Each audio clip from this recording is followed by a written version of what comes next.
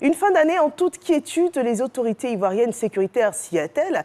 Un dispositif spécial de sécurisation a été mis en place. Police, sapeurs-pompiers et autres corps d'appui sont impliqués et déployés sur tout le territoire ivoirien.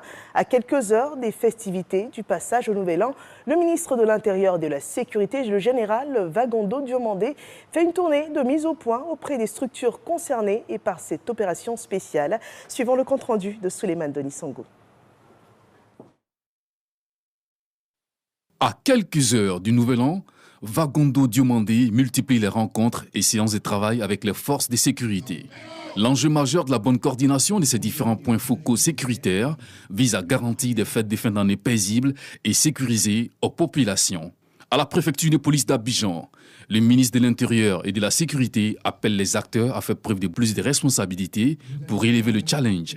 Nous sommes dans un contexte qui est de plus en plus exigeant et qui nous demande beaucoup d'efforts, mais surtout qui nous demande de la droiture, de la loyauté, de la probité. C'est pourquoi, pour exiger cette loyauté, cette probité, le ministère s'engage à faire en sorte que vos conditions de travail continuent d'être améliorées. Mais en retour, je serai très exigeant. Très exigeant sur le plan de la probité, sur le plan de la moralité.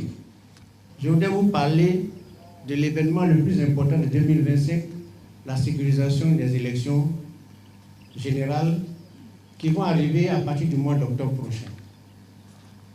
Préparons-nous sérieusement. Comme on l'a fait en 2020, tout s'est bien passé, aucun reproche n'a été fait aux forces de sécurité. Préparons-nous, car au mois d'octobre prochain, il y a encore des élections. C'est le gros challenge qui nous attend.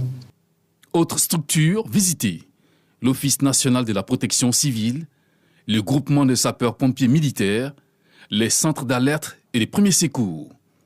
Pendant cette période de fête, la plupart des zones accidentogènes seront sous surveillance avancée.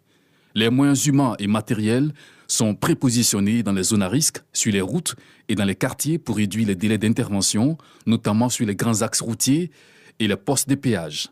Toute cette organisation, appuyée par le SAMU et la gendarmerie, va garantir une réponse rapide et efficace des forces de sécurité, le cas échéant.